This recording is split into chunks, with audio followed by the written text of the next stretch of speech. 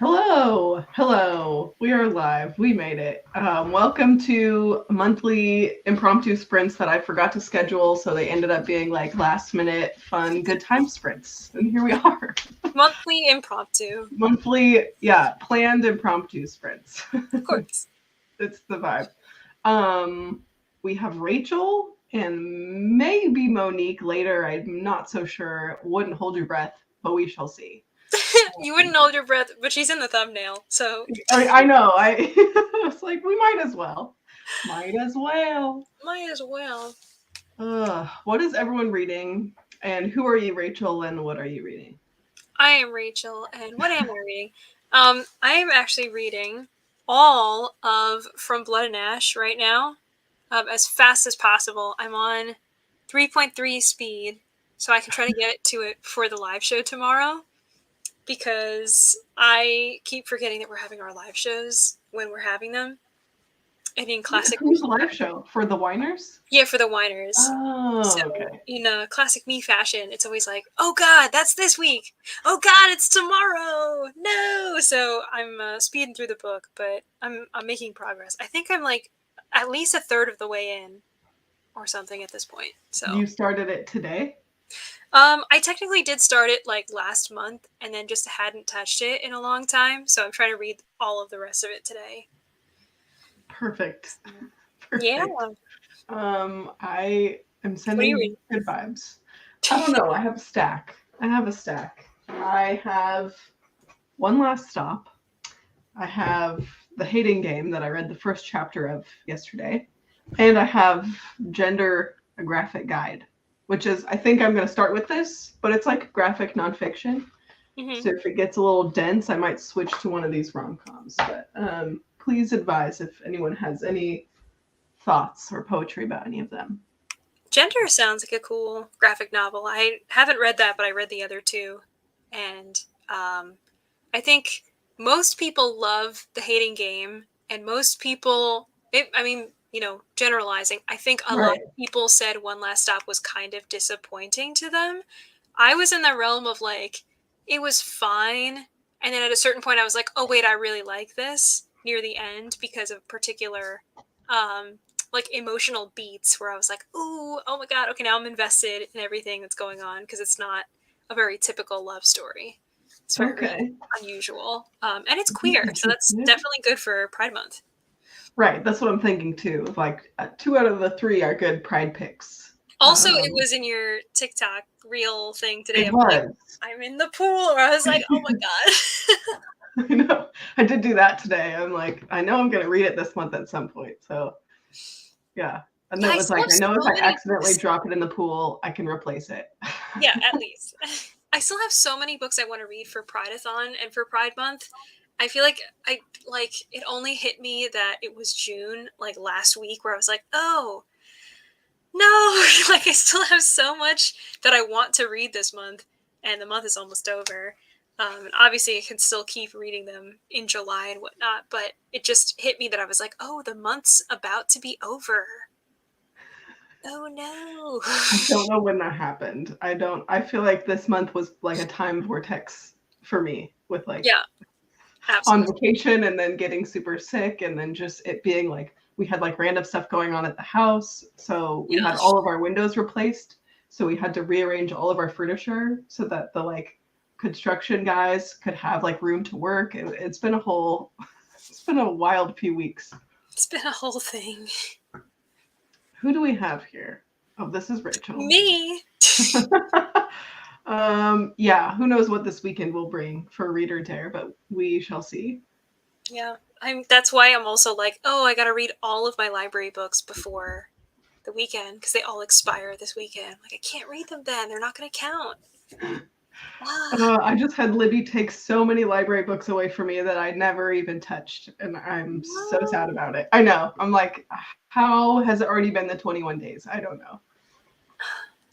Happens to me way more often than I wish it did. All the time. I know. Yeah. Also, Priory. Tree.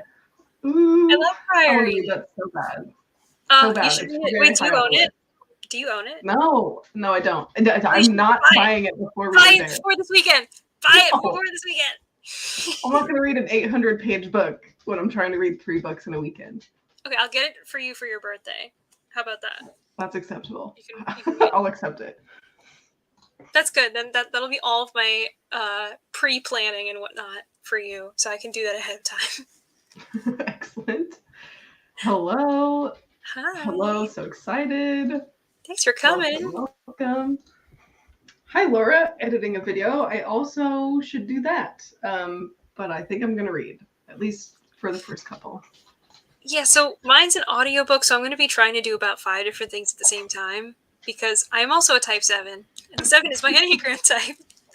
You could do it all. I could do it all, why not? So I'm 3D printing something during this time. I don't know if it's going to be the first sprint or not, but I'm trying to get my life together as far as those things for this weekend. And I also have a video I wanted to post today. I think it's coming out tomorrow, finally, for the first time in like 2 months. Gotcha. Just get it all done. Why not? Why not? Why not? Oh, I also have some Sudoku puzzles. Why not? I can do my bullet journal. Why not? I can do it all. It's whatever. I've been recently, in the last like 48 hours, I've been re-addicted to my like phone games that I go through phases where I am completely sucked in and addicted to phone games, which is what I like to do while I listen to audiobooks sometimes. Except I don't have any because they were all returned to the library. So now I'm like, I can't even guilty pleasure my phone game audiobook combo until I get another audiobook. So do you have Scribd or Libro FM? I have Libro FM, but the selection is not awesome for me right now. But are you in the I have influencer plenty program? I should read physically anyway. Are you in the Libro influencer program? Nope. You should sign up for that. Was a thing. You just get like, I'm not I don't buy books off of Libro really. Like I didn't really know that. I knew it existed, but it was never something I was like, let me do that, because my library is very good. I usually have all the audiobooks I want. But the Libro FM influencer program or whatever gives you advanced listener copies of books, and then you just keep them forever. Like they never expire ever. Oh, that's pretty cool. And they have a lot of really good things. Like I got All My Rage from them.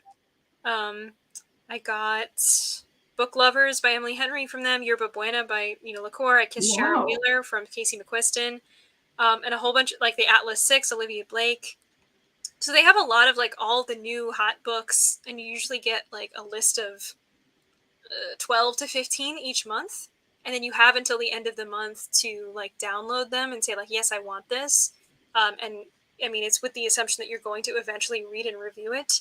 And then the next month they go away and the new picks come in, but you just keep them forever once you've said like, I'm keeping it. So anybody who like does like booktube and stuff like that, or like is reviewing books often, I don't think you even need to be on camera or anything. I mean, I just tweet it, or I just at them on Instagram every once in a while, like, I'm reading this on Libro FM, and they're like, thanks. And I'm like, cool, I've done my part as an influencer or whatever. But I highly recommend it for whoever wants to try it out, because it's a really great program. I really like it. And what's really great about it is you pick a local business, right? Because that's what Libro is all about. It's like you pick a local book business that you want to support, and then all of the sales of you like downloading the audiobook goes to that bookstore. So if you want to support like your bookstore that you've got a bestie at or something, I don't know if that would be included in the program, but could be. Yeah, I mean, it sounds like a no-brainer, so I will definitely look into it. Yeah, and that is the end of my promo. I love it. I mean, influencer program, right? They don't call it that for nothing. Yeah. Currently reading Accidentally Engaged. Fantastic. Classic Rachel. Absolutely. If I made a Rachel drinking game, that would be on there. Or a Rachel bingo board. Now she's going to do it. You're going to make your own drinking game bingo board. I was literally like, first sprint, I could do that. What would be... Don't finish your book on time. Don't come to the live show on time. What else? Rant about people we meet on vacation. Yep. I'm going to have to think of them. Drop your Rachel bingo squares.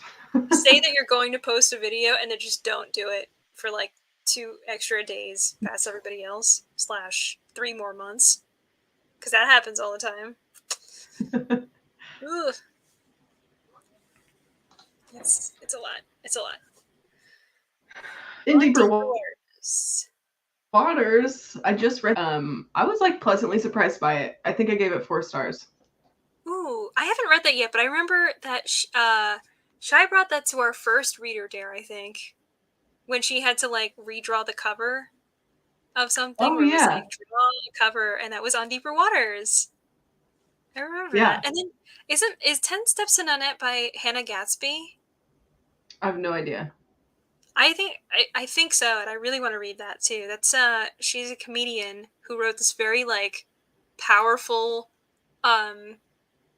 like stand-up comedy. Like, it was funny, but it also felt like an inspirational speech, but also like the unveiling of her own trauma and what it's like to be a queer woman that's just like Wow. not respected in general, but still wants to just be a person. And she's more like soft-spoken and less outgoing, I guess. So she definitely doesn't fit like the typical stereotype of a queer person the way that you might in comedy.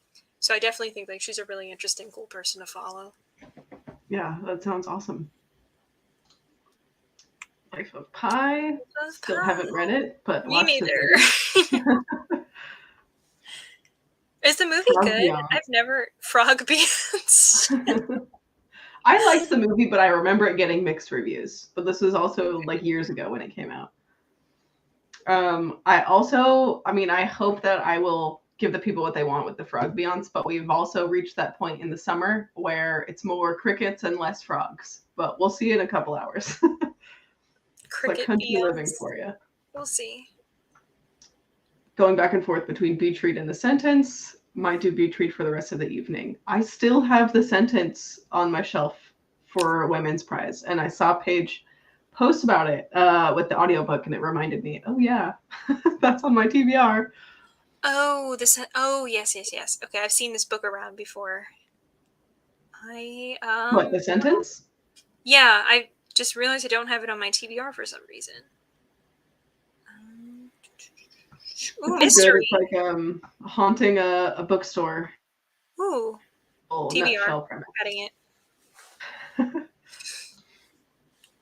Yes, it's YA good like adventure pirate romance, but also very plot driven. I was really surprised with how much I liked it for someone who doesn't read a lot of YA, or I was going to say a lot of romance, but I've really been in my romance era this month. So it was a good time. Very pleasantly surprised. Storm book club pick. I'm halfway through it. Oh yeah. That's in Deeper Waters. Happy early birthday! Yay! The ideal birthday weekend, in my very unbiased opinion. Yeah. That's so exciting. Yeah. 50% to go. I read it last year. I remember it being cute, lots of plot, page turner. I also wanted a bit more from the world building because it seems so interesting. I think, Laura, I saw the author post something about another book with kind of a similar fantasy plot, and the cover looks like it was done by the same cover artist. So I don't know if it's like a sequel or the same world or something. I'm going to look that up during the sprints because I just saw them post about like, oh, my next book coming out, and it was right freshly after I finished In Deeper Waters, where I was like jonesing for something else in the world. Oh, is it so this is Ever After? Yes, and I think that one is sapphic, or it might be more male, but I think it's male. Last time it's more male because the cover looks super similar and is like clearly also some kind of fantasy. So it's Arthurian legend. The In Deeper Waters is also like fairy tale mythology, where I thought it was going to be more like adventure fantasy, but it had more of like a fairy tale spin. I got to read both of those. Those sound really good. And they went super fast. Like it totally was a page turner, and like we love YA because you can just there's like 3 words on the page, you can just blast through it. 3 words on the page. I mean, compared to like the adult fantasy to YA fantasy, it's Oh yeah, for sure. no It's joke. very well spaced out. I'm like, thank God. This is not actually 500 pages the way it looks like it.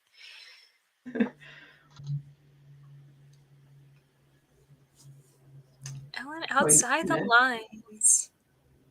Middle grade book with an autistic MC. It's so good. Is it like Autism Awareness Month soon? Or was that April? I think that was April. Maybe. I think Maybe. it's sometime in the spring. Like I think you're right, it's April. I feel like that totally went by me this year. I definitely saw a couple people posting about it, but it just totally went over my head. Yeah, I think April. Oh man. I always love to read a book with like a good autistic main character. I feel like that rep is pretty underrepresented in general. Yeah. So every time I see it, I'm like, oh my God, we've got it. It's there.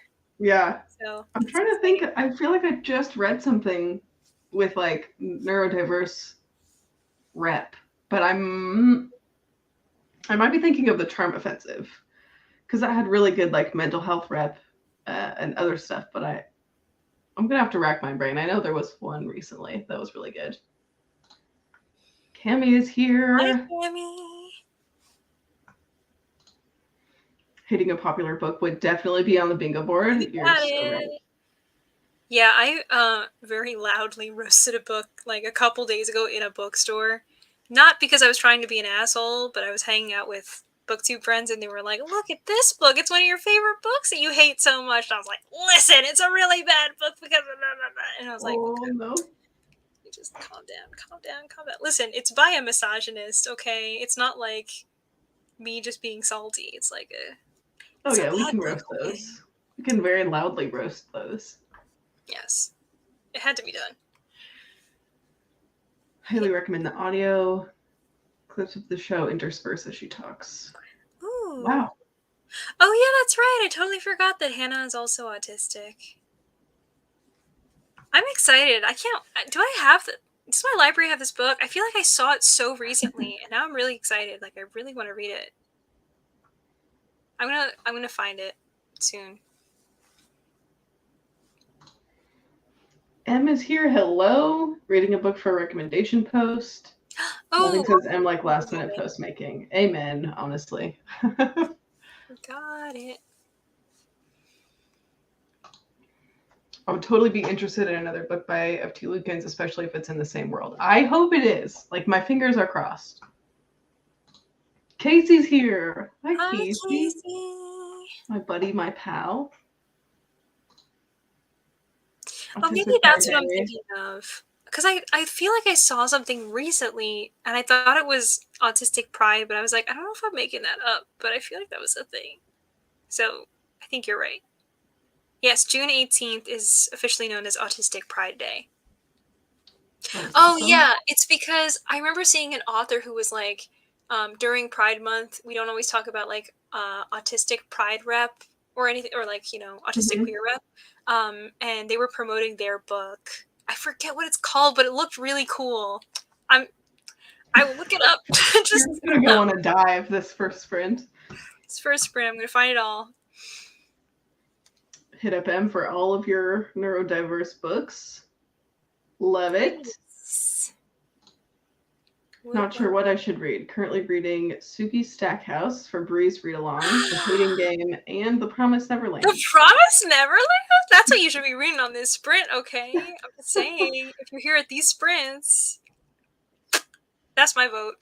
I love The Promised Neverland. That's such a good series.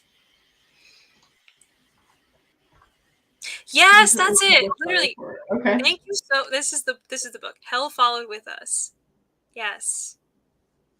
I've been thinking about reading YA horror to dip my scaredy cat toes into horror, and then if that still wigs me out, then I'll just like officially write off the genre.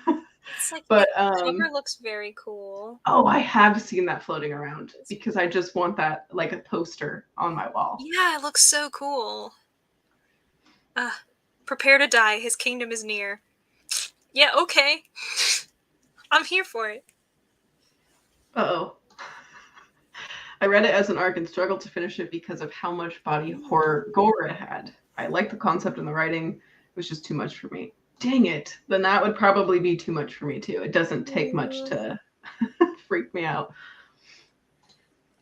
Grady Hendrix. Like... Okay. I also haven't read any Grady Hendrix, but I would be interested in My Best Friend's Exorcism for the nostalgia vibes. I really like My Best Friend's Exorcism. It does have creepy stuff in it, but honestly, I think the creepiest thing is something that also relates back to eating disorders, because that's definitely like a trigger in there. And there's also some stuff with like implied sexual assault, if I remember correctly. But the rest of it is just like classic gross Grady Hendrix horror, which is usually like something that literally sounds so disgusting. Like you know, like when you're reading a book and it's like, then this roach is like climbing on top of you, but you have to be quiet because there's someone in the house and you're hiding in the attic or whatever. Like, I'm pretty sure that happened in no, that's why I don't read the genre. You know. So it's that type, or it's just like the most disgusting like snot ball you've ever read about. It's always like that level of horror with Grady Hendrix. Okay. It's that kind of stuff. But I feel like he has a pretty good mix of like contemporary settings with some type of supernatural-ish horror. I mean, like, Horror Store that I read for Reader Dare last year, was a really good way for me to dip my toe into his stuff. And afterwards, I was like, wow, I really enjoyed that. Definitely because of the formatting being so cool, was really enjoyable. And then I read a bunch more of his other stuff and was like, My Best Friend's Exorcism, I think, is like #1 for me. It's very good. Gotcha. For YA horror, I recommend Horrid by Katrina Leno. Oh, I remember you posting about this, and it has a gorgeous cover. Is this the one with the girl with the roses for eyes? Yeah, I think so. So, okay, I'll add that officially to the top of my horror taste test because I need strong recs like this, so that's perfect. Do you want to read at 6:30 or 9:30 for you? Sure. As far as little sprinties, what are we thinking? Like longer ones, medium ones? Peanut gallery. What do we think? What do you consider medium? Like medium, like 30 minutes, and longer would be like 40 plus. Let's do longer. I'm feeling spicy. Let's do longer. Like 45 minutes. Yeah, that's perfect. Okay. I'm behind. Noria's Patreons are reading 2 a week this month, and I think they're starting number 7. Oh my god. It's hard to keep up with that kind of a pace. Dead Silence was a super fun sci-fi horror that released this year. More tension-based, less gore. The Shining meets Titanic in space. Okay, I'm sold on that. The Shining meets Titanic in space. Like, what else do you have to say? Okay, I definitely have some around before. This is the one that looks like this with the space man. Oh, okay. Did Christine read this? I feel like she read this and said she was expecting this, like she thought it was a different book, but she did end up really enjoying it. I think she gave it a pretty high rating. Oh yeah, 5 stars. Okay. Absolutely loved it. Why aren't more people talking about it? Great digestible sci-fi, thrilling, engaging plot, a lot of other compliments. You must read this book. It was so good. Yeah, okay. Here we go. Rachel just described the horrible roach scene from a Southern book of playing vampires. I've heard that's really gnarly. Even though I think I would like the other elements, I don't think I could handle the horror elements. There's other things about this book that really grind my gears. I think I ended up giving this one like 2.5 stars because I enjoyed a lot of it until certain parts that just really like skeeved me out, and not in a horror way where I was like, ew, gross, but more like this logically doesn't make any sense with the rules you've pre-established about your vampires, #1, and #2, the implications near the end of this book are creepy. Again, not in a horror, like, gross bug on my chest way, but just like a highly inappropriate, creepy, weird type of thing where I was like, this doesn't make any sense. I don't like this. I'm I'm not going to go into details because you haven't read it. If anybody cares, I once upon a time when I actually used to do wrap ups, I actually talked about this book a very long time ago, and went into very full detail. It's just, well, I don't know why. I don't know why. Why did he do that? Why did he do that? What was the reason? What was the reason? Oh, yes. No, you are not late. I mean, yes, well, we said it's super early. I think I'm going to start with Gender, a Graphic Guide. And Rachel is speeding through from Blood and Ash. Doing my best. Christine did say the audio was hard to get into. I read physical, so cannot attest. These are the pro tips that I need to know. It always sucks when the audiobook is like not what you want it to be. Yeah. All right, I'm going to share my screen for the timer. Frog Beyonce? Frog Beyonce. Oh my god. No, just vanilla. But I did turn the timer off, so there'll be no jump scare at the end. Oh, good. Yes. Okay, I'll see you in 45 minutes. All right. See you at the 15 mark.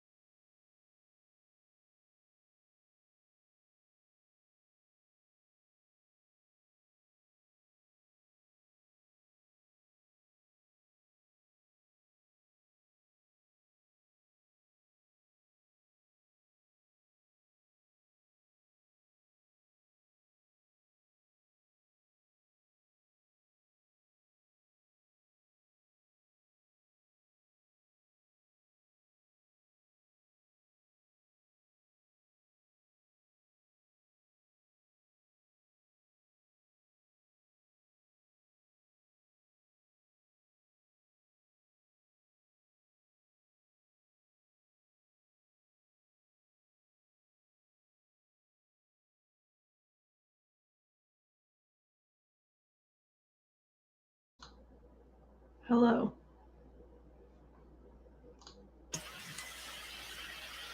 Hello. How was it? What did you get done? Well, let me tell you, I am now calculated 41% of the way through From Blood and Ash. So we're making progress. And I also managed to do a little bit of promo for this weekend. Grab another co-host that's going to be joining us for the weekend. Work on some 3D printing prep, among other things. Verified my account so I can get monetized again because I let that slip for a while. And did not get around to the bingo board yet, but thinking about it. What about you? Productive. I read like 40 pages of gender. 40 pages.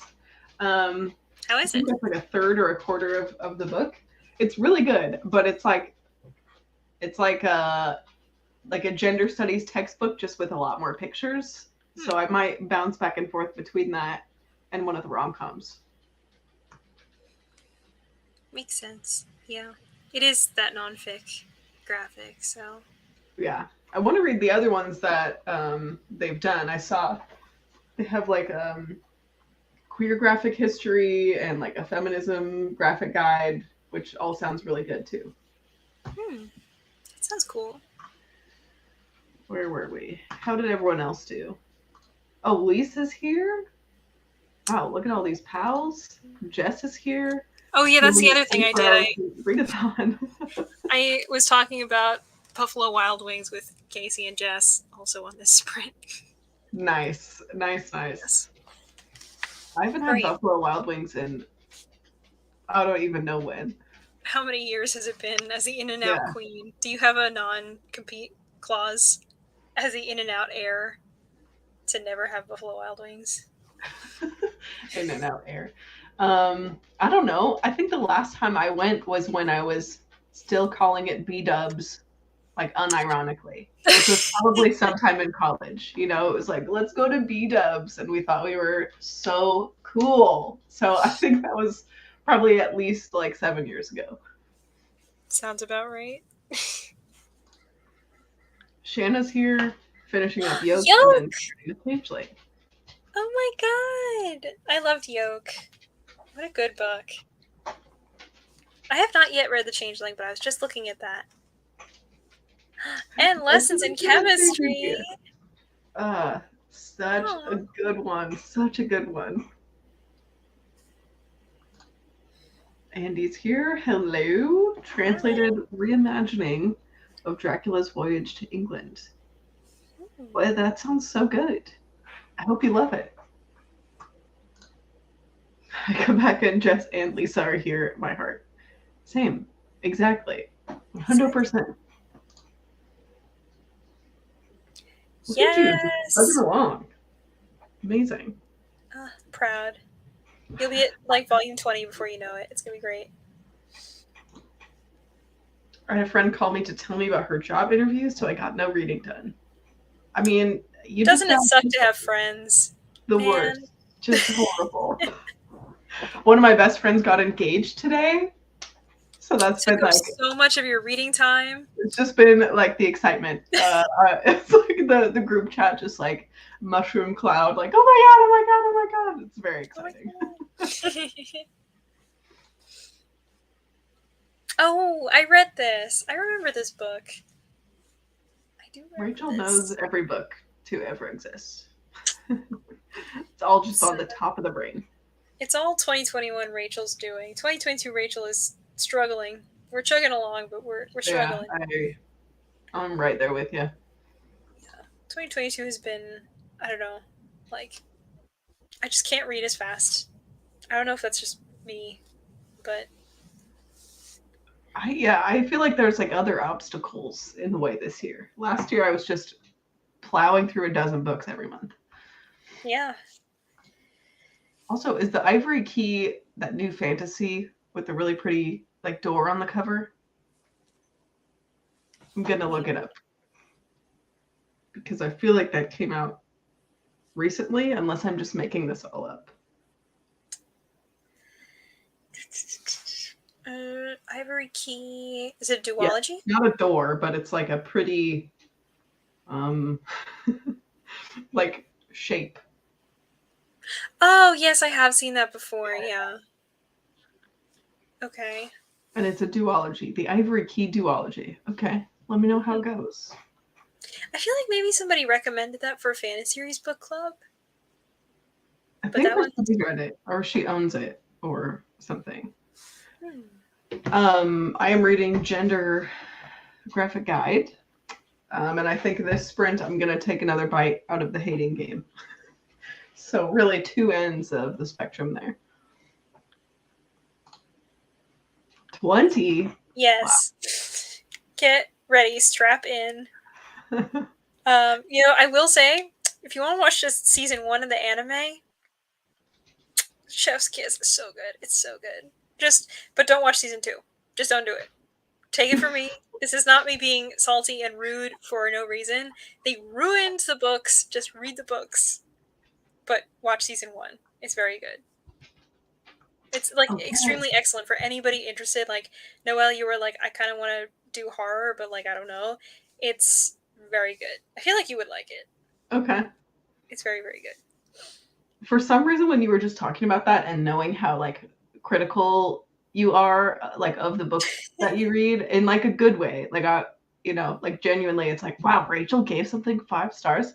I just binged last week when I was sick. I watched how Emperor's New Groove and Kronk's New Groove, and Kronk's New Groove, he's just trying to get the thumbs up from Poppy, and now I was like, wow, all I want is a book that I love to get a thumbs up from Rachel. Oh my god. I mean, as you may know, it's happening. Slowly but surely, that vlog is coming. So, I have those books stacked up right there by me, and I've been slowly but surely, parsing through them. So, we're getting there. I can't wait. Pressure is on. Except also, you gave me that gamified prompt where you were like, go through your book haul, and I was like, I'm never gonna finish this vlog because there's so much I have to read now. Man. It's for your own good. Yeah, it really is. I was like, Noelle's going to be my number 1 person for this year. And I was like, and the only one for 2022. That's it. Just you. I just completely monopolized your reading, which is my villain origin story. That was the goal all along. Well, it's my villain origin story, maybe, but your secret plot, it absolutely worked. I have read Jade City. I think I read it a month or so ago. Loved it, obsessed with it, 5-star read, and then just haven't read the sequels. But I'm hoping to with Fantaseries, because you guys just had your Jade City live show this weekend. Yeah. Mm-hmm. So now I'm caught up for once, and am on the train with Fantaseries. So I'm gonna try and stick to it. Yay! I assume we're probably gonna do our Jade War live show halfway through July, and then sort of do, Legacy towards the beginning of August, most likely. So, yeah. Cool.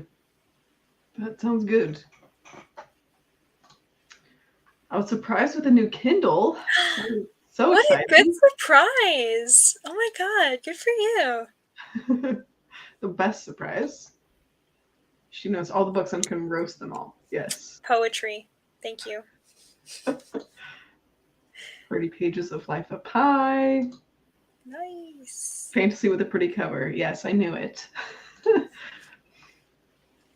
Yeah, I think I owned it for a while and I finally unhauled it because it's just one of those books that's never quite makes it to the top of my TBR. Maybe one day. Mine has been just sitting as decoration on my shelf for I don't know how many years. Just have not touched it. Decoration. Almost finished with Root of Ice and Salt.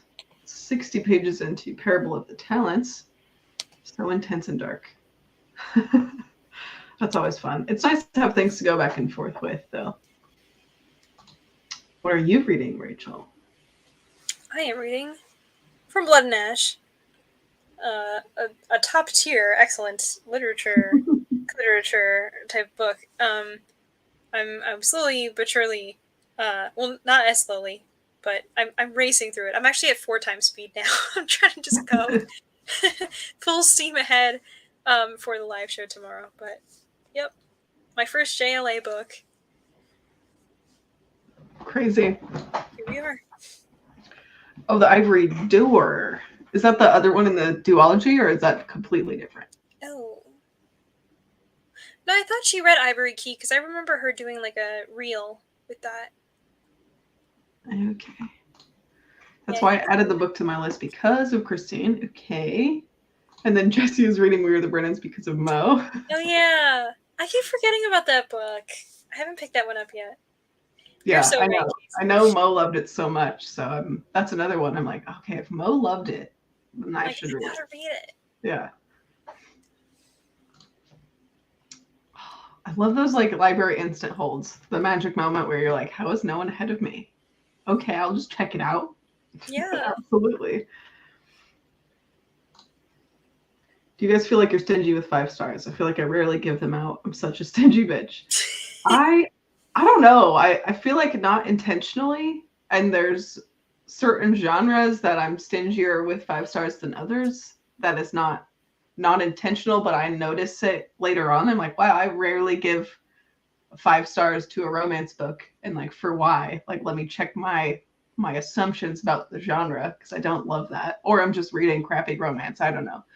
But then I will very often give 5 stars to like literary fiction, which is like, is that just because I consider them as like more smart girl books, which is also not great and should check my assumptions. So I don't know. That was the rant that you didn't ask for.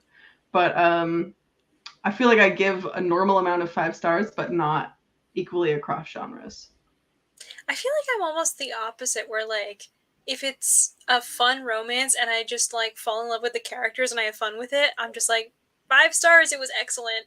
When it comes to literary fiction, I'm like, this is really big brained, therefore I have to really critically analyze it. And if I don't get it, it's not 5 stars because I don't understand what you were doing here.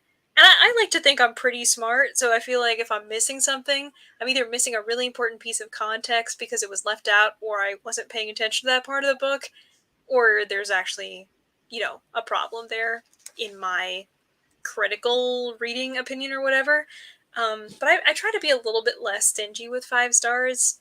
Obviously, I don't love every single book that everybody thinks is amazing, which is fine. And it doesn't mean that my 5 stars mean anything else than anybody else's 5 stars. But I think like in rare cases where I just end up being like, oh my God, this was like exactly what I was looking for at this exact moment. I love this so much. I'll just give it 5 stars. And oftentimes I'll come back later like, was it really a 5 star? Or was I like in a bad mood and this got me out of a bad mood? But sometimes I'm also like, who cares? Like, I'm very on the fence about it. It's either one way or the other, where like if it's going to help the author get better like book sales because more people give it 5 stars, then I'll just round it up to 5 stars, even if it's a 4.5 on Goodreads. But I kind of hate that rating books also goes all the way back to like capital gain for somebody. Like I don't want to ruin somebody's life. I don't think I have that power by any means, but I don't like thinking about the monetary impact of me rating something 1 star higher or lower. So that's my rant that you didn't ask for, but no, I know it is like weird to think about. Yeah, because I go through like all of those emotions and I'm like, but it was a 4 stars, so just write 4 stars. And I'm like, all right, 4 stars, just write it down. It's fine.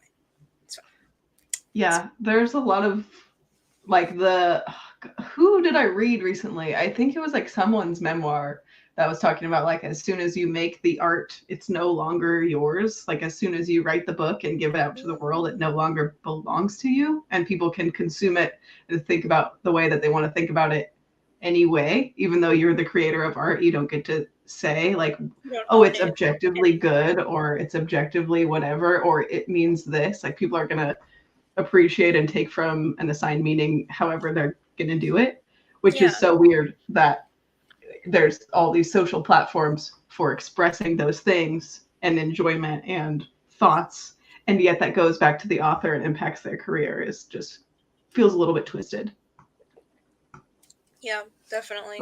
Yeah, but that, you know, thanks Andy for the philosophy prompt. This could be a whole podcast intended. episode. This could be a whole podcast episode just on that topic. It could. I know. I'm like the toxic, self-obsessed part of me is like, I should start a podcast, and then I'm like, no, I should think not. about that all the time. I have a book about how to start a podcast. I used to listen to podcasts all day long, like it was my job. Like I had a whole like Google Doc of recommendations. They were color coded. I would send it out to people. I have a microphone. I'm like, I love podcasts so much. It's so great.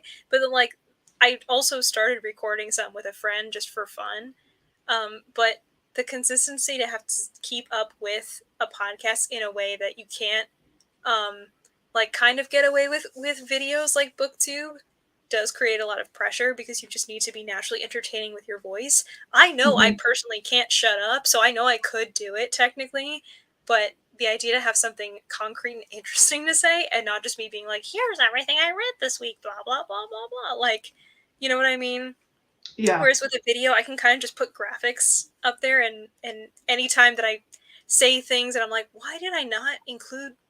I literally didn't say what I wanted to say. I just rambled and said garbage. Okay, I'll put a graphic up so people at least know what I'm talking about. And I could put a voiceover that's like, hi, everybody. Sorry, this is actually what I meant. But I can't do that with a podcast. So yeah, I know. Unless you make your podcast available on YouTube, and at which point it's like, well, now it's just a YouTube channel that you're also just posting audio elsewhere. What's the difference? Yeah, I don't know. I mean, I wouldn't say like I could never do it, but I don't know. It definitely takes some planning, for sure. Rumi's chat as it should be, of course. Absolutely. Recommend taking your time with a parable of the talents. Well, that's exactly what I'm finding. Gotcha. Hello, Rachel. Can I please ask about your shirt? Yes, you may. It's. Can you read this? It says retail therapy. I love it. It's from Animal Crossing. I love it. Yeah. Hopefully that's everything you need. I don't know what else to provide.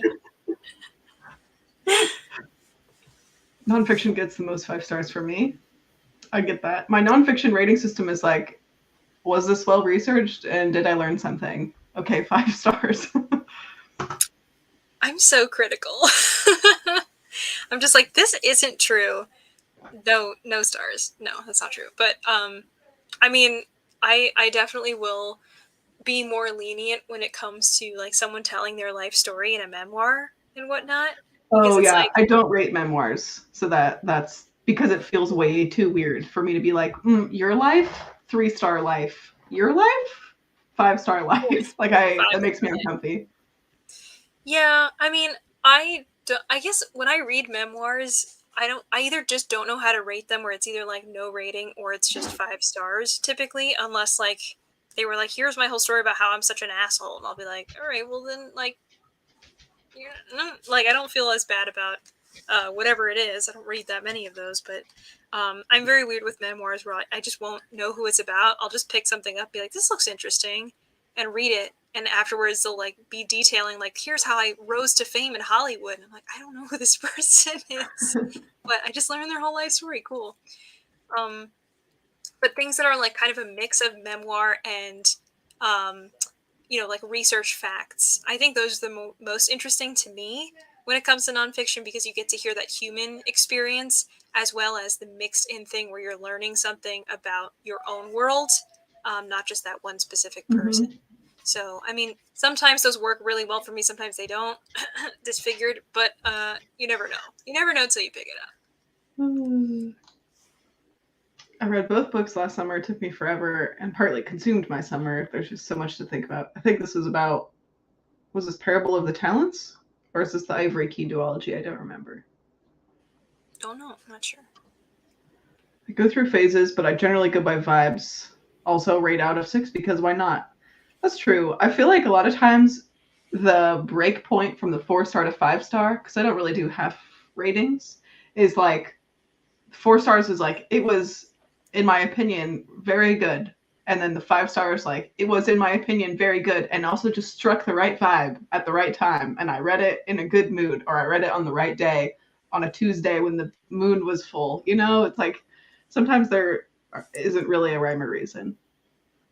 Yeah, sometimes it's also like, again, that thing that you think is amazing at like 11 p.m. on a Thursday night, and then when you hit it Yes. at like Friday afternoon, you're like, this was fine, but what like what's Yeah. happened for me? But like, I recently read the book that the guy who wrote BoJack Horseman wrote.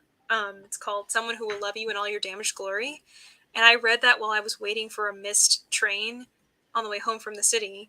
And I read almost the whole thing that night, and I was like, wow, this is so good. Oh my god, this is amazing. And I don't know if that's like the same feeling I would have if I wasn't reading it in that setting where I was just sort of like isolated, alone, waiting for something, and like nobody was like interrupting my reading, is what I mean. But it was like the perfect vibe for that night, and I was like, it's 5 stars, baby. Like it's that good. It's a great time.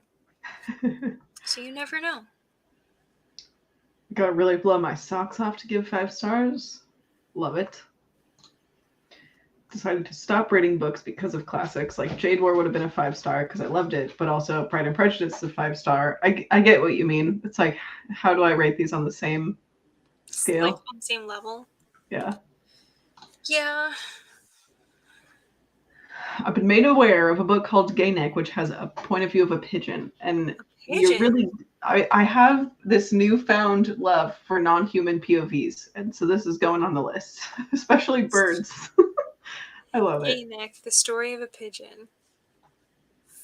Fascinating. Okay. His pigeon served in World War One. Honestly, like, I'll read it. Okay. What the heck? This was written in 1927. Wow. What? Yeah. 1927, written from the point of view of a pigeon. It Money says fly away this. emoji is exactly the same. It's a boy. Take my money. This is written from the author's experience as a boy in India. He tells how Gayneck's master sent his prized pigeon to serve in World War One, and of how, because of his exceptional training as a pigeon and So his maybe great maybe heart, it's a sparkle sparkle metaphor. Is that what we're getting? Gayneck Maybe. served his new masters heroically, and this book won the 1928 Newbery Medal. It was written in 1927. Wow. Oh no, the first two reviews are 1 star. No. Oh no. Maybe it didn't age well. Maybe. Interesting.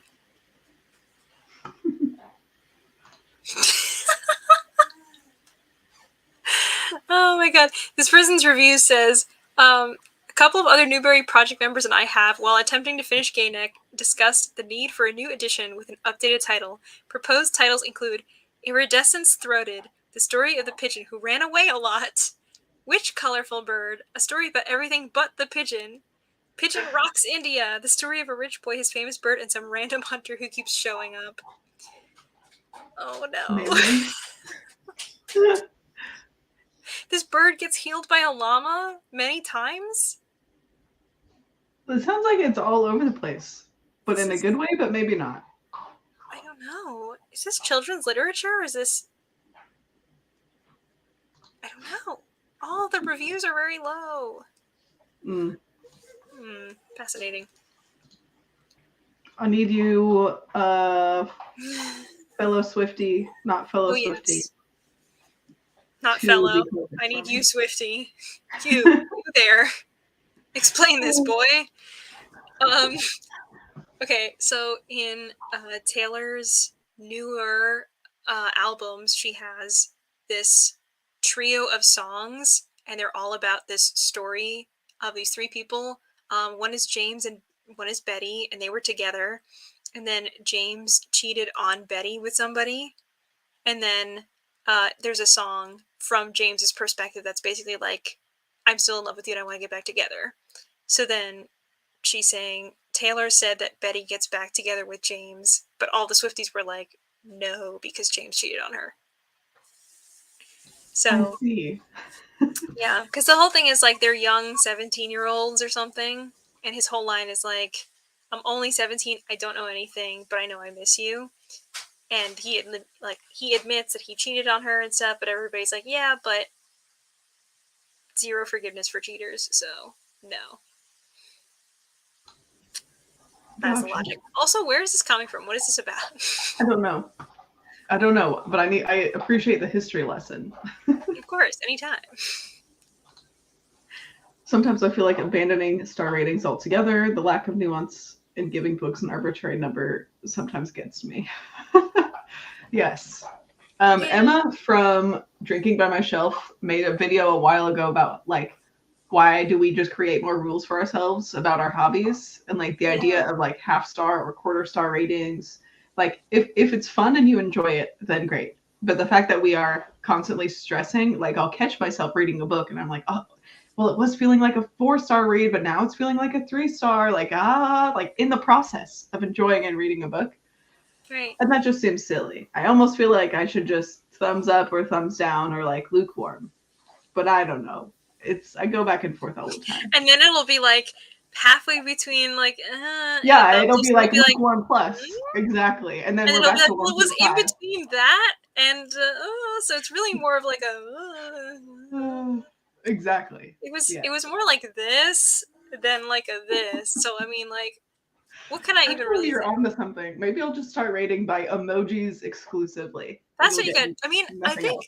somebody was doing that a while ago where they were like, this book is like 3.5 bathtubs, not because it's 3.5 stars, but because like that's how many like or like 3.5 bubble baths because it's like that warm feeling of whatever. Like there was some descriptor with it where I was like, I like that a lot because it gives you something else to describe this book with besides just like you're saying like kind of an arbitrary-ish star Yeah. rating. And it's weird because I think like if a rating can help you to understand your own critical feelings about something, or if you feel like it's your hobby to also talk about the books that you read in a more um, critical way than just simply like I liked it, I didn't like it. But if you want to talk about why, I think ratings can be very useful for that. But at the same time, like you're saying, when we compartmentalize everything down to such a granular degree, that itself becomes something very separate from the hobby, where it's no longer really that fun most of the time, and it's more so like I have to put it somewhere on this scale perfectly. And I almost feel like not to really take this into totally a different direction, but I almost feel like that's kind of like the same thing that people will do with like gender sometimes, where they'll say like I have to like you have to be one of these things, and it's like, well, actually there's a spectrum, and like who knows what it is, or like we don't have to put every single thing into a box. I know those are totally different ideas, but I think it's kind of the same mindset of like we don't really have to talk about everything to the most minute granular degree and assign these labels to it, because why? Hmm. Why? I love it. And equally, I love the emoji idea, and then the math statistics part of my brain is like I could make a 4-quadrant grid with an X and a Y axis. So that's we contain multitudes Yeah. or whatever. I mean, this is again like this is very different. I don't want to make it sound like those are the same. Like, don't conflate the two. Like, telling somebody that they have to belong somewhere on a spectrum is not the same thing as me being like, yeah, but I want to say it's a 3.25 star rating. Like, that's perfectly fine. That's very different. Right. And I also have the type of brain that's like, but I want to chart it. What does my data look like? I want to have my Excel spreadsheet be exact and tell me on this day I read 4.25 hours of this book, but today I finished it with a 0.25. That's a real thing I do constantly. I mean, like, it happens. It's its own hobby. Thought it might be Animal Crossing, but I couldn't tell. Love It Animal is, Crossing. yes. I was debating either booktube or podcast when I wanted to do the thing, but I felt like there was built-in audience on YouTube, and all the bookish podcasts were so serious, or book clubs. I know what you mean. It's hard to find like bookish podcasts that are also like lighthearted and make you laugh. At least there was a few years ago. Now there's some good ones, but it's just a different vibe. If even just the act of listening to a podcast versus watching a YouTube video feels more serious to me, and I don't know why that is.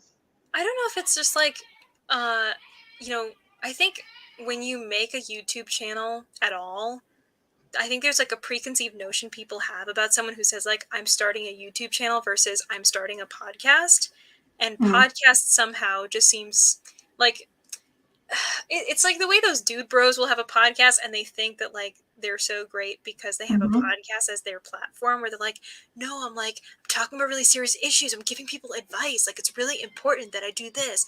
But also when you think about like, oh, I've started a YouTube channel, sometimes the immediate thought that people think of is not, you know, it's not great either. Sometimes it's like, hey guys, and it makes you think that like this person's really vapid, like, hey guys, welcome back to my channel. Oh my god, I'm so excited about XYZ. Da, da, da, da. And it's like, yeah, of course I say I'm excited about everything all the time. Why would I be on camera if I wasn't excited about what I'm talking about? But there's definitely a thing where like people don't seem to take that as seriously. I mean, tell me if I'm not right here, but that's the notion I get, that people think like, oh, so you think you're like unboxing stuff and like, oh, everybody here's, I don't know if you could see what product in front of my hand, like the YouTuber, like, whereas I guess podcast wise, it seems more like they're giving you information and data and advice rather than entertainment, even though both platforms can do that for you. I think one of them, they're kind of silos. People see them very separately, and I think they assign different personalities to each of them too, which is kind of weird. But I also agree as far as like podcasts sometimes being just very like book club oriented or like series, like 10 books to read before you die, and there's never stuff that's like, here's what I read this month, like here's a book tag. Like I feel like that stuff doesn't exist in podcasts anywhere that I've listened to them. Yeah, at least not yet. But for that kind of thing, I would go to YouTube anyway. So who knows? And I think BookTube itself also has kind of like an aesthetic vein in it, where a lot of booktubers also are interested in like life vlogging and stuff, and they'll add in other things about their life that you can't really quite understand to the same degree with a podcast. So there's merits to both, but I personally, I love podcasts still, but I personally enjoy BookTube more than I enjoy like book podcasts. Yeah, I think I'd probably agree. This was about Parable of the Talents from like forever ago, so sorry, but thank you for clarifying. I also really like this idea of like rereading, getting 6 stars, like rereading a favorite and loving it even more. It just gets a little extra bonus. I feel like so many things I reread get lower ratings. That's like, what Laura's saying. Yeah. I'm more critical, exactly. Like, it's not quite the same. I mean, very occasionally I will be like, oh, I didn't realize this the first time, and I get more out of it, but it doesn't happen as much as I wish it did. Yeah, I feel like a lot of my rereading of a favorite has like baked in nostalgia, and I just can't quite get the nostalgia, even though it's like my memory of how good it was maybe isn't how actually good it was. We just keep getting philosophical, but I don't know. I love rereading, and I also have like a weird dread about rereading sometimes, because I'm like, what if I like ruin the experience for myself, which has never happened, but I still have the fear. It's that, and then it's also like, what if my old self just had bad taste? What if I'm wrong? Exactly. Oh my god. I listened to the audiobook of a middle grade series narrated by an unknown narrator who every so often would be like, I bet you can't guess who I am. Who was this? Or That's what book like was very this? meta, and I love it. That sounds so funny. What book was this? That's hilarious. Sparkle, sparkle, metaphor. Metaphors. Just the vibe. Oh my god. Hi, Jessie. Hi, Jessie. Welcome to the party. Love y'all both so much. No, I love y'all so much. Love y'all. So happy. How art is up for interpretation when it's out? Oh, yes. The thing with Taylor Swift, yes. Okay, now the Taylor Swift thing makes a lot more sense. Okay. Yeah. It's all coming together. Yeah. It's all coming together. Much like rock. It's all coming together. That is why I did that TikTok, because I watched Emperor's New Groove and was like, I had a great idea. Well, of course. I must TikTok it. Here, hello. Hi, Catherine. I really need to update my spreadsheet. This is like, if I had a quote wall, this would be on my quote wall. I say this too often. In my neon lights in my apartment, it would just be, I need to update my spreadsheet.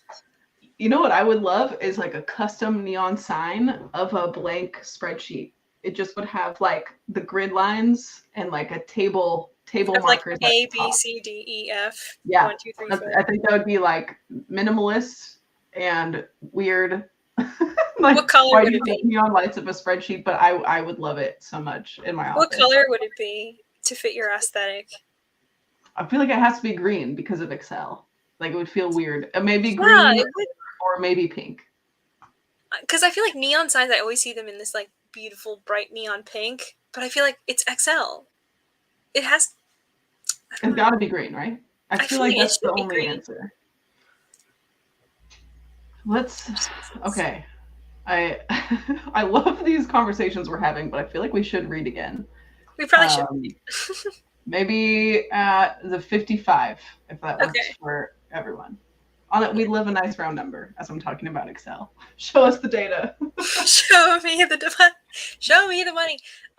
Maybe one day I'll do a tour of my Excel spreadsheet, and everybody can be like, "Oh, this is how this is how you are, the way you are." It would be like a "What's in my bag" video, but it's what's in my Google Sheets. It's literally like, "What's on my USB stick?" Just plug it in my computer. Oh, I love that. Oh God. Is that interesting? I don't know. I mean, I'd be happy to show it to people. I feel like I'd just be like, well, here's this part that I never fill out any month ever. And here's the thing that I just keep carrying over every month and I never do it. Yep. And like, I think it's kind of niche, but it would find its audience. And that audience is me.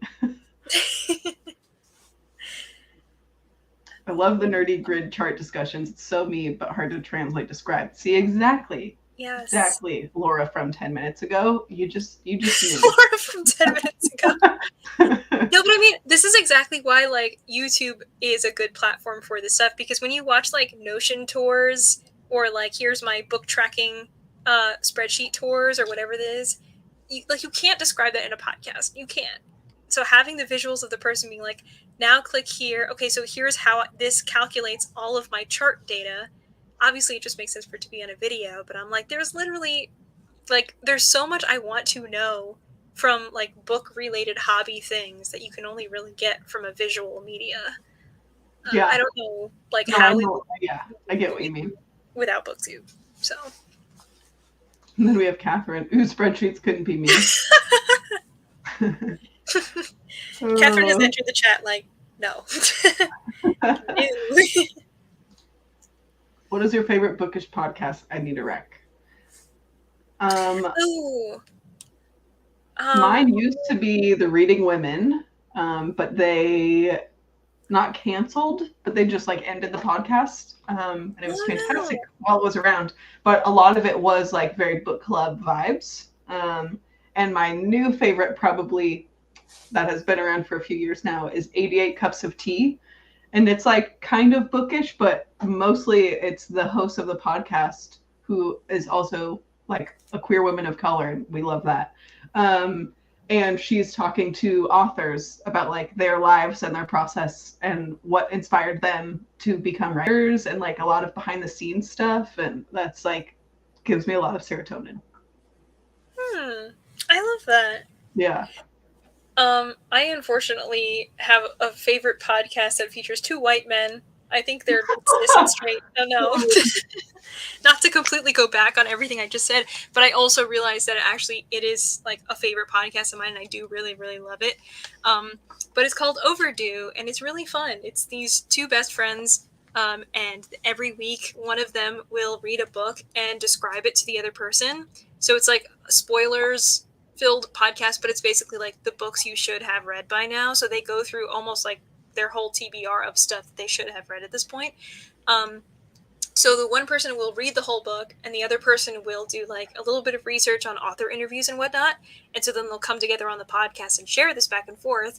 And it's just a very like funny, very chill, enjoyable podcast, because like they're best friends. There's a lot of natural like on the air type of chemistry that like they just work really well together. And it's the thing like about podcasts is it does kind of feel like you're with friends when you're listening to it, like the certain Yeah. vibe of it is just like I'm having a good time, I'm enjoying this. And they're very funny, it's very wholesome. I mean, like, again, I know they're straight white men, but at least they're like allies. So if nothing else, like there's that. But they are very funny, and I really like their show. It's great. I feel like that's why comedy podcasts are so popular in general, because it does just feel like hanging out with your pals. It's like very Yeah. chill. I think we're gonna end this session on 5 bubble bath emojis. We'll 5 do bubble another baths. It's the vibe of the sprint right now. 5 bubble Right. baths. Sleepover energy. Sorry to jump ahead, but Catherine the Gargoyle Queen has arrived. The other day I sent Catherine like some gargoyle meme, and she was like, "You're the 5th person to send me this." To send me this specific one this hour. Oh god. So Okay, I'll see you in 45 minutes. All right. See you then.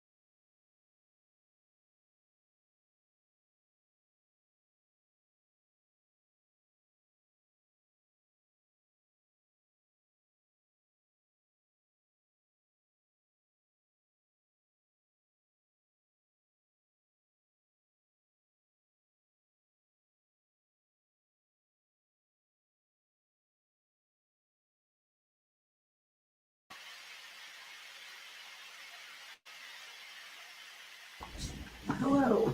Hello.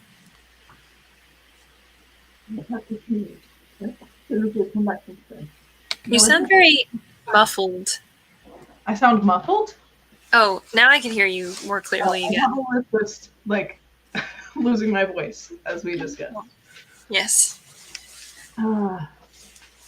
Okay, how was that? What did you get done? Well, what did I not get done? I'm working on trying to somehow open a Read or Dare Twitter and Instagram. I don't know why it's so hard, but I made a Read or Dare Gmail. Working on making those. I have only 10 and a half more hours from Blood and Ash, and I downloaded some 3D printing software to try to figure out how to slice it. So I have to learn how to do all of that, and then I spoke with the appropriate people to get that printed, and I'm gonna have to wait at like 5:30 tomorrow to make that happen. So, Wow. what about you? What's up? Oh, I went right back to gender and read another 35 pages. Where am I at? 73. Sweet. It's really good. I like it. I think I'm going to make my boyfriend read it. Or at least like the chapter that I'm on right now is the chapter about like masculinity and the different masculinities and like is it all like what's the umbrella and like which is harmful, like where does the toxic things come from, and like geek masculinity, nice guy masculinity, like it's like there's like so many layers to it. It's really cool, and it's like unpacked in a very like absorbable textbook kind of way. So that's so interesting because those. Yeah. I mean, I was like, oh, what types of masculinity are there? Because immediately I'm like toxic, but like, what else is there? I know, like you're so right. I mean, like the headings. There's like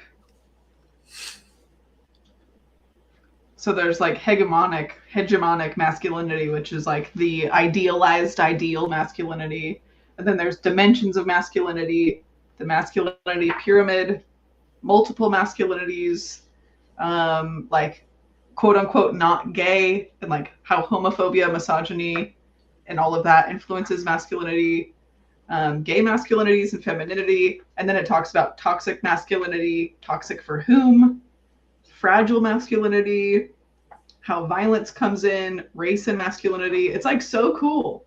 Masculinity and shame, new men or metrosexuals. Yeah, it's like very, very interesting. Wow. Anyways, that's a cool book. That is a super cool book. What did we left off on bathtubs? I know that. Yes, we did. You're right. And the Gargoyle Queen. Yes. Podcast is indie, YouTube is hyper. I get what you mean. Like podcast is like lo-fi chill beats to study to. Yeah. You know? I think this was about podcast versus YouTube, and then Catherine said our podcast more male dominated, YouTube more female dominated.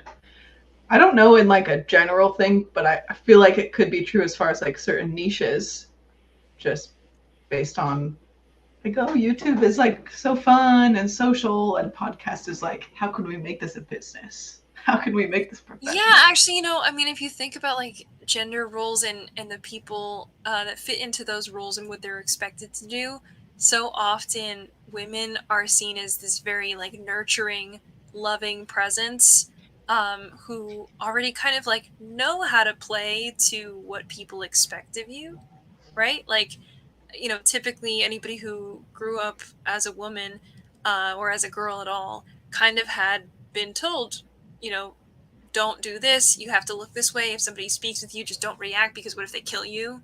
Like, oh, if you go on a date with someone, just be nice, because if they're really rude and you tell them, maybe they'll kill you. So you kind of already know how to channel your emotions and act in a specific way. You are already an actress, girl. Like, you already got it. So you're sort of already made for the camera, and you can get in front of there and act excited about whatever it is and promo the product and whatever. So across the YouTube platform, I'm sure there are a lot of women who are, rightfully killing it, and making millions or whatever as YouTubers. And I wonder, what the gender breakdown is, because I feel like it does come back to like, what niche is it? Like gamer girls are always criticized, meaning that the Mhm. majority of those people are probably men, in the gamer space, or like the people who do pranks or whatever. Whereas I think podcasts have their niches, but YouTube is so broad and enormous, um, that to me it just seems like there must be a million more categories to pick and choose from. True. Because It's like, also like you can yeah, watch somebody like do mukbang, like I can watch somebody eat food. I can't listen to somebody eat food. So like the categories don't translate from one to the other necessarily. And like you can't really do yeah, a let's play on a podcast, so it's different. But I feel like in my bones, I feel like this has been true from the start and maybe has changed more in recent yeah. years. I know. I would love to see someone do like an actual an actual study. That is not me, but I will consume the data I will and the consume your results. data. Yeah. Yes. Exactly. Gargoyle Legacy. Oh, this was another podcast, Fated Mates for Romance Lovers. Oh. Very solid Gargoyle Legacy. Forget the sprints, just get philosophical. Honestly, like this is how I know you're my people, Is a because I soul. could What is it do this all for? day. You know? I love philosophy. Don't even get me started. I know. Don't even get I me started. very easily could have majored in like religion studies and philosophy, but I Yes. didn't. But I Ugh. could have. That would have been I a good time. I discovered that I loved philosophy in my last like year or last semester or something of college, and I was like, it's so late to keep going. I want money. I like this though. This is really cool. I like money. I do want I say as I'm trying to find a job right now. It's the big mood of my days. money. Evening. I feel like I haven't seen either of you in some time. I don't sprint very often, but when I do, it gets weird every I time. appear only on live shows at this point. My videos are so sparse. You can only find me on somebody else's live at this point. Wizards of Once series. David Tennant read them. Oh, this was the middle grade with the random I narrator. bet you don't know who this is. David Tennant the whole time. That's so funny. That's like, okay, there's this book going around, and it's like black cover and has like a window archway and a bird flying through it. It's like Ordinary Something. And the mystery is like, it seems very vague of who wrote it. There's like some kind of like intrigue about this author that makes me think it's some big shot author with a pen name. And I could be just making up a conspiracy, but I have seen some discourse about people being like, we don't know who wrote this.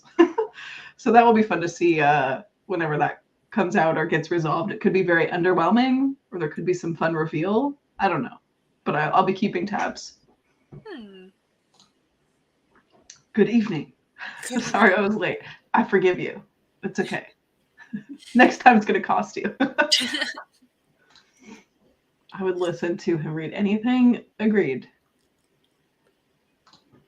Oh, a spreadsheet sign. It has to be green. It has to be green. David Tennant also read How to Train Your Dragon audiobooks. Oh my god. Okay, I had no idea. Wes and I recently just binged the entire movie franchise, and then we're so obsessed, like re-obsessed, that now we're working through the like TV shows also, and it's making me want to read the books because I've never read the books, and Yeah, I'd I like didn't to even read. know that there were books for the longest time. Yeah, Oh. I did spend a ton of time on a Notion and then promptly forgot about it. It's I hard use to my like Notion. get set up on Notion, I think. Yeah, I wish I was like an aesthetic girly about it. I use mine for work, just to keep track of like all my daily tasks or whatever. But they're fun. Yeah. Like I like Notion. It's the only way I can do my work stuff without feeling like ugh. Where I'm like, no, it's still cute. It's still fun. It's fine. Yeah, I saw that. No, I'm like, let me just block this really quick. Yeah. Tried Notion, but stopped too. I think I got Notion, set it up, and then never used it for a single day. It was like action of setting it up was enough, and I just went back to my normal like planning tools. But the novelty of like a new one really got me, but not enough to actually use it. There's a straight white man. The token straight white man. Yes, if only it was just tokenized. Yeah, really. I may have to head out because it's 4 a.m. It's 4 a.m. You know, Oh my God. good night, sweet dreams. Good night. Go to sleep. Actually got some reading done. 70 pages. Oh my God. Speed racer. Wow. You are going to win at Reader Dare. Oh no, Ellie's still here. I once made an Instagram for a school-specific toy dinosaur. It's very specific. Fascinating. 40 pages left. I am here now. I'm here now. But next time, it's going to cost you. Just finish a shower. Finish my book. Don't know how many stars yet. Wink, wink. Maybe I'll psych myself to pick up Parable of the Talents. Oh, I will consume your data. Oh my God, that's like tattoo level status though. I would get like a Tron, not Tron. What am I trying to think of? That's like the retro sci-fi classic movie. That's not Back to the Future and it's not Tron. I'll think of it. But some kind of like retro nostalgia sci-fi tattoo that says I'll consume your data. Philosophy is great, but I have 2 friends struggling to find jobs with a philosophy degree. Yeah, it's the humanities curse. Like, take it from a linguist. So it was like, philosophy or linguistics? Will I be employed? I don't know. But yeah, that's why I was like, well, money is good. I don't know. I do love philosophy a lot. I wish in a perfect world, I wish that humanities were as respected and people could just make money to live.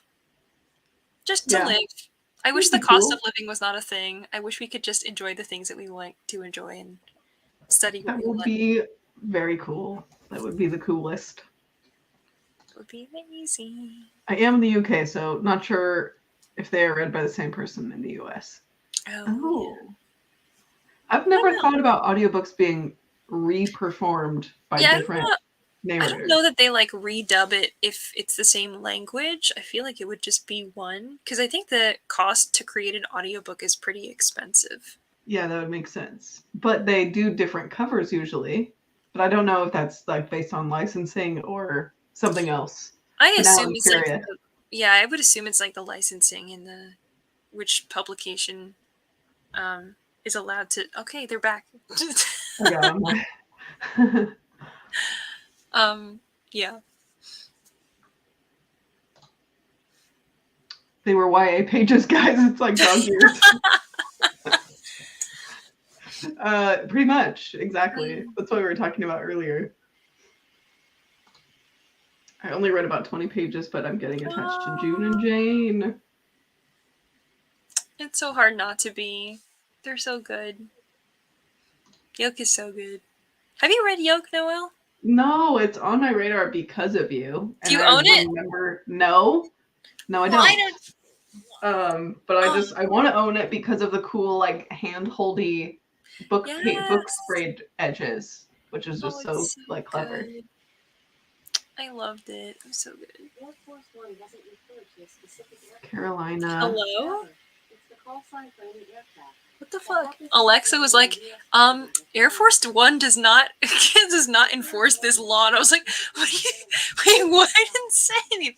Alexa, stop. Why are you still going? Alexa's like, oop, that was for the federal agent. I didn't mean to say that out loud. Like, whoop, that was for the FBI man in your phone, just letting him know what's up. Oh my God. We have a Google Home in our house. Mm-hmm. Maybe a G-word home. And it talks back. Like when I say like, okay, G-word, blah, blah, blah, and it'll respond. And it's like, there's like cues and I can continue like my request or whatever.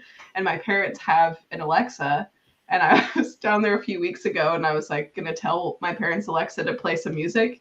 And I was like, I said, "Hey Alexa," and now I'm going to set yours off. And I would like pause and wait for it to respond. And like I just assumed that it didn't hear me, so I would just say again, waiting for it to like perk up. And my mom was like making fun of me. She's like, "What? Like, are you waiting for it to talk back?" And I was like, "Yes, Well, that's what mine Google does. does. Mine talks back." Yeah. Meanwhile, the A word is just like, tell me what you want. Just tell me. I don't want to have a conversation. Just tell me. That's it. Going to the library because I love checking out books and donate all of my books that I have in my tote bag. Sounds like a plan. I need to do this. I need to donate my books. I have a lot that I need to. Well, maybe after I read more of my own TBR, I'll know what I need to unhaul. But I know that's where I'm at too. I want to have less owned TBR books. So the solution is either read them or donate them. But how do I know which ones to donate unless I read them?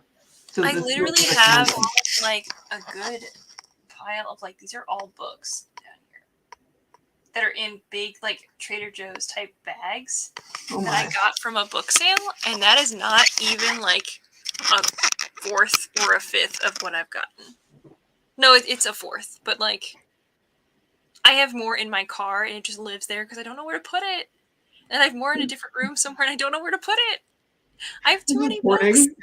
It's literally a hoarding situation where everyone else who lives here is like, put them in your room. And I'm like, you don't understand. If they're in my room, I can't breathe and I will die. I don't have the shelf space for this. I can't do that. I'm working on it. I've been thinking about like mounting like floating shelves in our bedroom. Oh my god, but then I don't want that to just be more empty space for me to fill with books because I really just want to read the ones that I have. Yeah. But it's never ending. But like floating shelves are so cool. I'm also just like, but they're so cool. I kind of just want them. Kind of want to. There was an episode of Hoarders, Rachel. There's an episode of Hoarders just like you. It's good for me to know. I have a problem. Is it all just a theory? I know this is a real quick spiral to get into. It's just a simulation. Oh, they redubbed them for Harry Potter, I guess. I mean, that wouldn't surprise me, but interesting. I am gonna look up whether they're redubbed based on country because now I'm so curious. Pornbots are just a sign of success. Whatever happened to the Baccharesis thoughts? I miss them. So Aaron and Karen. Didn't they all rhyme? It was like Aaron, Karen, and Sharon Baccharesis or something. Something, yeah. That's so funny. At least they were like niche specific, or they tried to be. And they would always just come in now we're like just the Wild West. They would always just pop in like first day of summer recommendations, and then they would just say like kissed under the mistletoe number 7. Like they would. Just, I know. I really looked forward to them. It was like a little blessing from the Baccharesis gods. Yeah. I miss them. Weren't yours narrated by some dude named Jim? By some dude named Jim. They were. That's so funny because that is iconic. That's like you have critically acclaimed voice actor and actor Stephen Fry, and we had some guy off the street that we decided to give a sandwich in exchange for voicing these books. Some dude named Jim. I love it. I mean, put that on his business card. It all checks out. Handhold edges. I love it. It's like simple and so cute and so like genius. Like who thought of that? I love it. It's just so good. I love it so much. Signed up for the summer reading challenge, and you can sign up for free and get a tote bag by reading books every day to get your streaks going, and it is fun to read. Stay tuned for that. I am so tuned. I am the tunist. I need to go sign up for my library summer reading program because every year I sign up and I submit like 200 books over the summer, and then I never win. Why? I demand an answer. New Jersey, explain yourself. I almost revealed the name of my I almost revealed the name of my library, and I was like, maybe I don't do that. But New Jersey, explain yourself. I have not read Skyward. Have different Brando Sando to read before Skyward, but no, I mean it's up there. I've heard mostly good things. I feel like I've been told I would love it, and I do have it, but I have not read it. Not yet.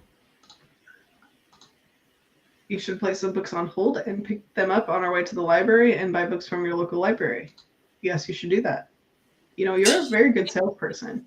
I am sold on this plan.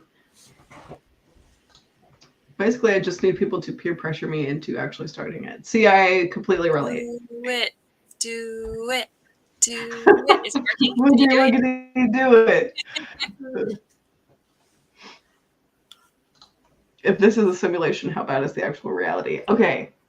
Like years ago, my first infant booktube channel in like 2013, I was obsessed with this indie sci-fi series. The first one was called The Game.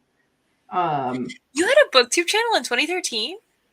Yeah, when like booktube was in its like what's it called? Baby phases. Oh no, it's the same channel I have now. All 15 subscribers or whatever was just absorbed into my current channel. Oh my God. I just removed all the old cringy stuff. Yeah, so that was a time. But I literally would talk about The Game, this book, The Game by Terry Schott, in like every video, because the whole premise is like what we know as life on Earth is this simulation game that people have created on like some other planet that's like the actual life, and the like how successful you are in the simulation on Earth like dictates your success on like that planet, and you get to play like one round for free, and after that it becomes basically like a professional sport of like how many times you enter the game, because once you're in the game, you don't realize that you're in a game, obviously. And it was, that book was my entire personality. Anytime people talk about like indie book recommendations, to this day, I'm like, have you heard of The Game? I'm gonna go read that. Not right now. I don't think I ever finished the series, but the first one was The Game, and the second one is it's like The Charlatan or something like that. Who's the author? Terry Schott. Terry. Terry? Terrysschott. Okay. I can't believe I remember. Oh, I have it on my TBR already. Okay, I'm gonna put it on my highly recommended TBR. I could be like, Noelle recommended this. No. 2013, Noelle recommended this. Like, Noelle today. Like what we're saying. Noelle, who's 7, is it Enneagram type, recommended this to me today. Like, I don't know if I would still like it, but it really blew my mind like 10 years ago. The first rating is a 2-star, so. But the I next don't one is know a 5-star. how it has aged, but it did give little 12-year-old me the time of her life. That's all you need. That's all you need. I mean, I famously, well, not as famously, I guess, but I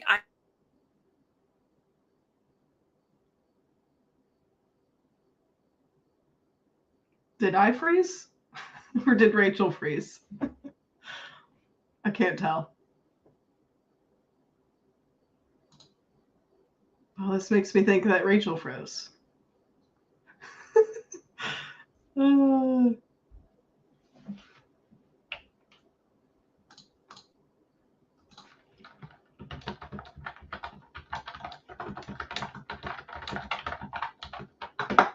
We'll see. Let me know if you could see me or if you could see Rachel.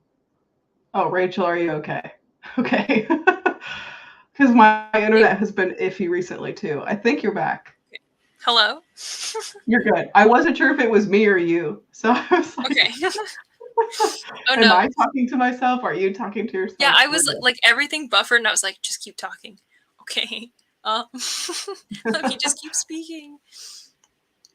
Rachel, are you okay? Sorry, everybody. I'm still here. How dare you hide 2013 content? The I private chat. haven't watched any of those videos in so long. There might be some treasures in there.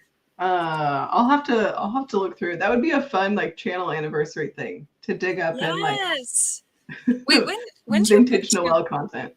When is your booktube birthday? Oh, look, Andy's way ahead of me. Yeah, reaction to my old videos. When is your booktube birthday? current iteration of this channel is like it's either end of July or early August. Perfect timing. Reaction video to a I know that 2013 would be fun. video. Like I've seen reactions of people like reacting to their booktube newbie tag or whatever, but I don't think I don't know if booktube newbie tag was a thing in 2013. So I would just have to pick random videos to talk about, which would be fun still. That's fine. You could Just just to see do little high school me. she oh was my something. god. Teeny little Noel. It's I your remember Noel. vividly. This is how Your funny how Noel my 3.5 pages because you're so little. You're Yes. Well, I didn't even have. I think my channel name was like Noel Reads or whatever it was back then. I don't remember. But I remember that I started my channel because I inhaled the Selection trilogy and was so consumed that I had to talk about it with someone. So I went and like searched it on YouTube, and that's how I discovered like the early booktube when there was like 4 people making bookish content. And was like, oh, I want to do this because none of them had really made content talking about the Selection to my satisfaction. And I think that was my first video, but I know it doesn't exist anymore because when I inevitably was embarrassed of that video, I didn't realize that you could just like make videos private. So I like permanently deleted it and it's just gone no, forever into the ether. Which is the no. one that I really want to watch now. And I Wait, don't wait, know wait. where else I could Maybe possibly find it. can you get it on the Wayback Machine? Maybe, but Wayback Machine, YouTube, Noel, 3.5 pages. Where is it? Does it work? I don't know. If you can find the link in your browser history, then you can watch it. If you want to watch a deleted YouTube video, you must find a link to the video you want to access. Without the URL, you won't be able to access it. Dang it. Boo. Okay, I don't know where it would possibly be. I'm gonna have to do some thinking. But yeah, that was, and I remember I was really soft spoken in the video because I didn't want my family to like hear me just gushing about this like cheesy YA series. And this is an example of I did reread this series like 2 years ago when I restarted my channel, thinking it would be like a cute nostalgia. And I hated it. Oh my So God. so that was a really full circle unfortunate moment.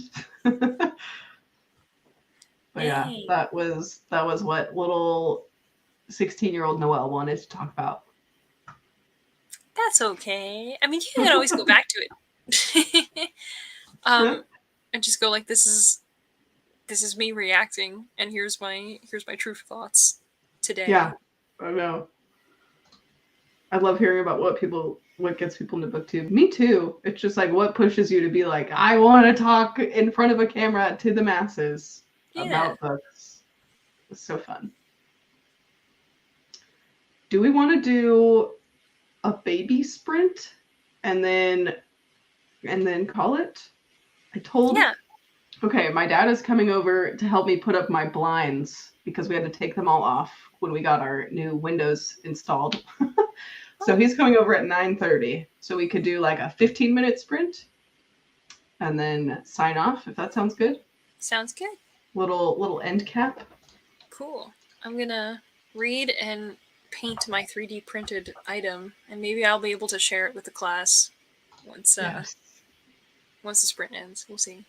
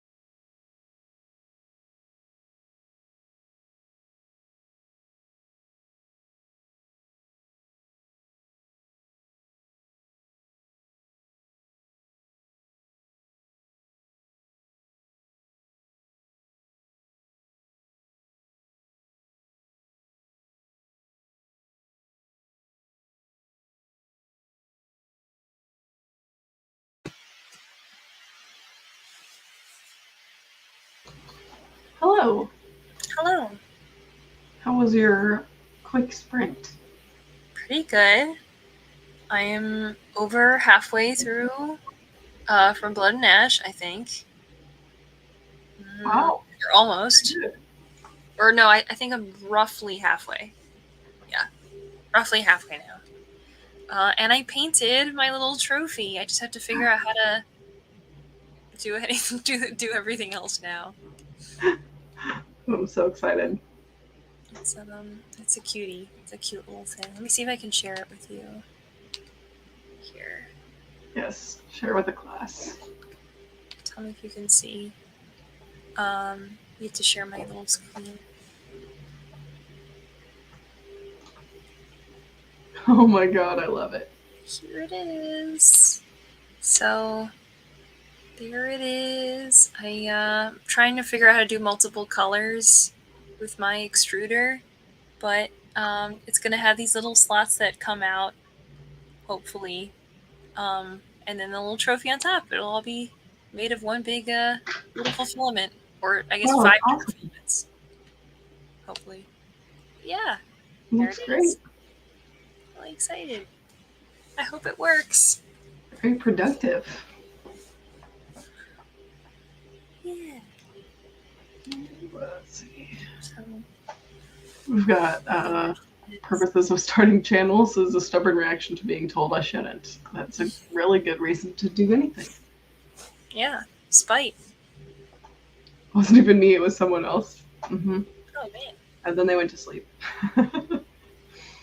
And Bree is here. Hi, Bree. I'm so sorry that we're about to end, but thank you for joining anyway. Oh, thank you. I just have 10 pages left. Okay, Quick. when you finish, please DM me because I have thoughts about the ending. So quick, yes. Such a fun one. And such a quick read. I'm having a good time with gender. I'm halfway through. Page 88.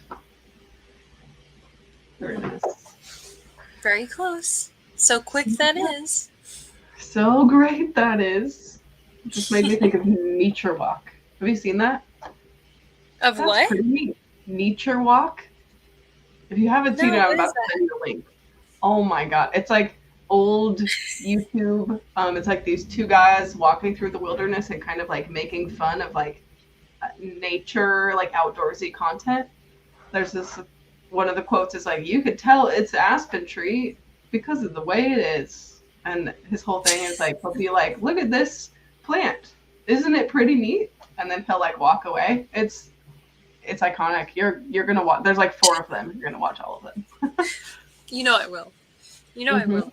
Mm-hmm. Wow. Well, please send them my way. Our sprints. If you have any final words for the people, now is your time to speak. Come to our readathon this weekend. Yay! Yay! Also, I don't know if people remember this, but we do have a Discord, and that's where I'm getting all of people's dares from for this round. So if you guys have dare suggestions, please drop them in the Discord. And we're gonna do some wacky, wild stuff this weekend. It's gonna be really fun. Can't wait. Yay, I'm so excited. Yay! It starts Friday on your channel, or is it Roomies? It's my channel on Friday. And then Roomies, and then you. Perfect. So Friday on Rachel's channel, be there or be a square. That's right. It's going to be good times. You don't want to be a square, you want to be a round. We all like to be rounds. I like to be round. Thanks for hosting. You're welcome. Thanks I will be here next month. But also all weekend we'll be doing sprints with extra chaos. So find us in the next couple of days. And this is where we leave you. Thanks for joining. Always a blast. And we'll see you next time. Bye. Love you. Bye.